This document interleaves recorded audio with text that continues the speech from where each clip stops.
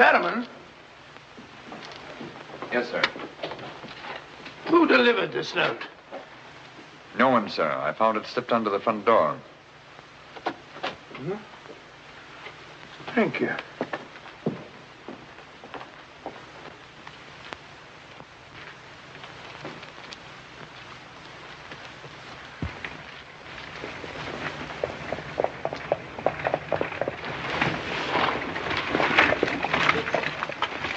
Barrowman, is Sir Henry at home? No, sir. He's gone across the moor. Oh, I'm sorry I missed him. Did Dr. Watson go with him? No, sir. Oh, thank you, Barrowman. I'll tell Sir Henry you called, sir. Yes, do.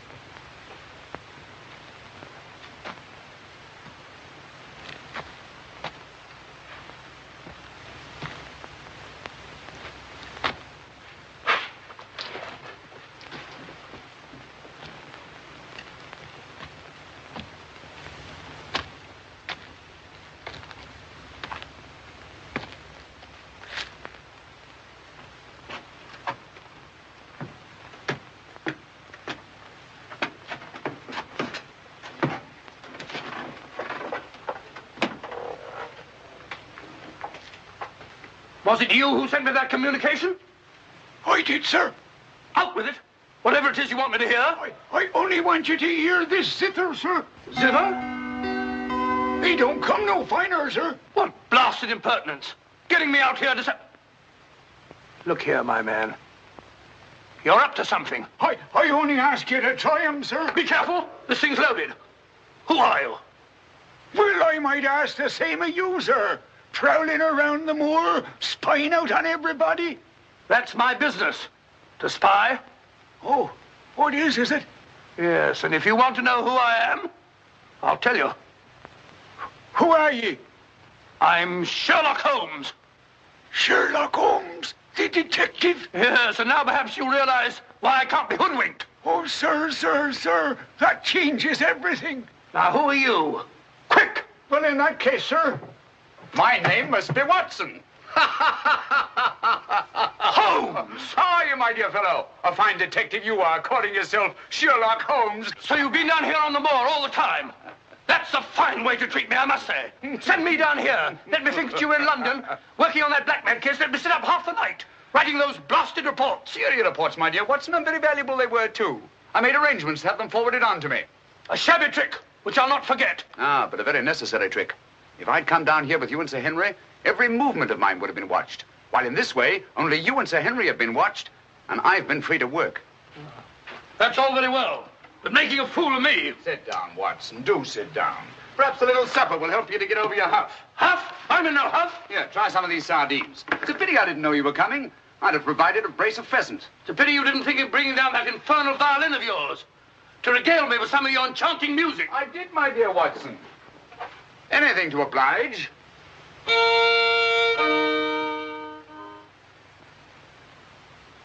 Well, if you've had enough to eat, Watson, and you're feeling in better spirits, I think we'd better be getting along. Getting along where, if I'm not prying?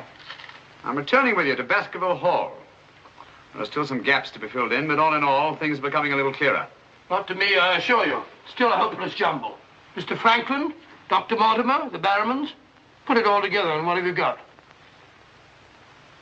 Murder, my dear Watson. Refined, cold-blooded murder. Murder? There's no doubt about it in my mind. Or perhaps I should say in my imagination. For that's where crimes are conceived and where they're solved. In the imagination. But there's been no murder. Unless you mean Sir Charles. And the facts clearly indicated that he died from heart failure. That's why so many murders remain unsolved, Watson.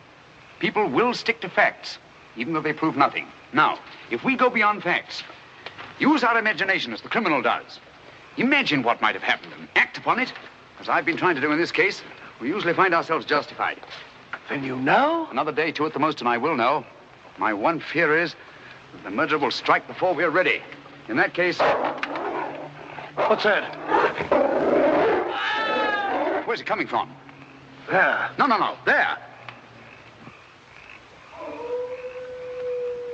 The hound. Come on, Watson, quick.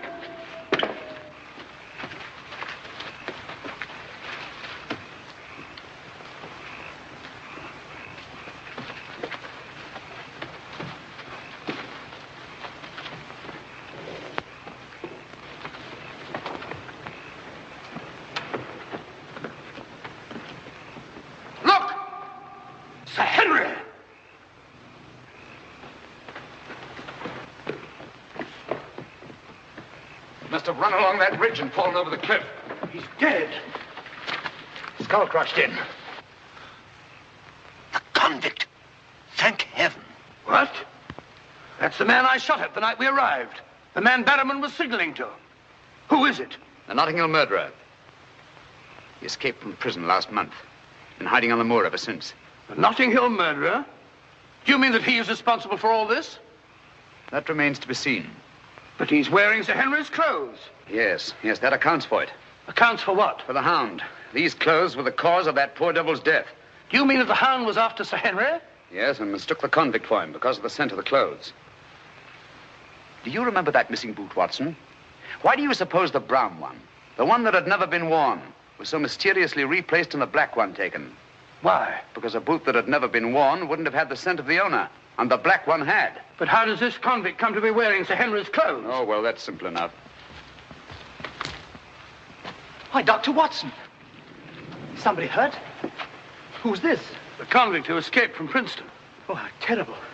I heard a cry. That's what brought me over here. What's your theory about it, Mr. Holmes? You're quick at identification. Oh, everybody knows you, sir. As a matter of fact, we've been expecting you down here. My name's Stapleton. How'd you do? You came in time to see a tragedy. Yes, most unpleasant remembrance for me to take back to London tomorrow. Oh, must you go so soon? I've been looking forward to meeting you. Yes, I'm afraid I must. We were hoping, Mr. Holmes, that you may be able to shed some light on the occurrences that have puzzled us down here.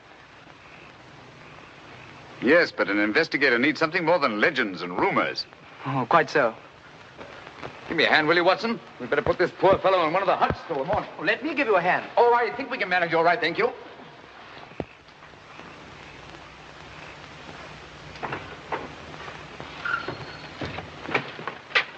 Where's Sir Henry Barrowman? In the library, sir.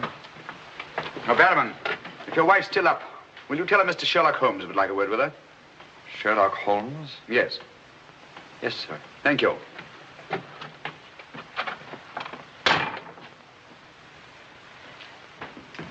Sir Henry. Holmes! I'm glad to see you so well, Sir Henry. Why didn't you tell me Mr. Holmes was coming? Well, I was He didn't know. We ran across each other in the village. I am glad to see you. What is it, Barrowman? Oh, I asked to see Mrs. Barrowman, if you don't mind, Sir Henry. Of course not. Come in, Mrs. Barrowman. I think you'd better sit down. Thank you, sir. I'd prefer to stand. I'm afraid I've some rather bad news for you. What is it? Well, it's going to be a bit of a shock. Oh. They've caught him. Your brother... They'll hang him for sure. No, Mrs. Barrowman. He's beyond the law now. He's in more merciful hands.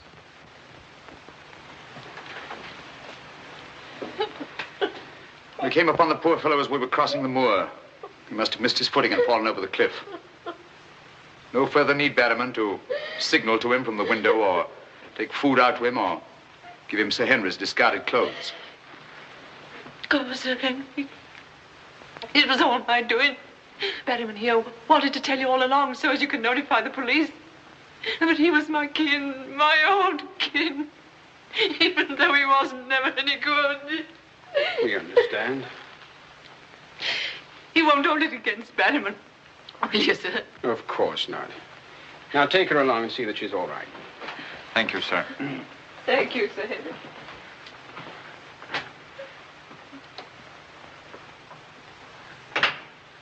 Well, it's nice to get that in cleared up, for their sake as well as mine. That clears up everything, I think, Sir Henry. That poor devil must have been completely demented. And that accounts for those dreadful noises that we've been hearing from time to time. Exactly. Your troubles are over, Sir Henry.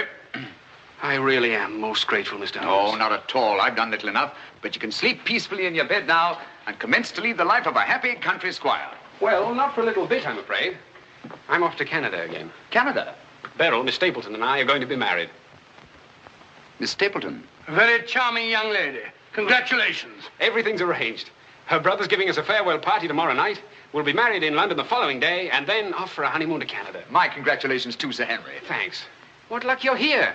You and Dr. Watson will be with us tomorrow night. No, I'm sorry. I'm afraid I can't. I must hurry back to London. And so should you too, Watson. We'll have to report to the police here about that convict in the morning, but there's a train leaving early in the afternoon. Oh, what a pity. Beryl will be dreadfully disappointed. Now, we'll remedy that when you come up to London. You must dine with us before you sail.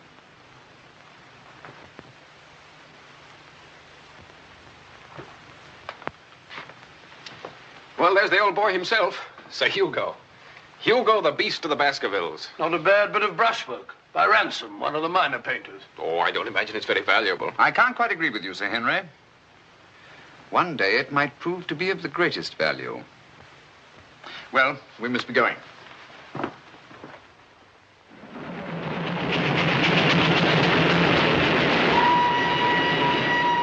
There's still one or two little points, Holmes, that I can't for the life of me reconcile with your theory about that poor demented convict. One or two little points? But surely you can't mean that he was in London 3 weeks ago?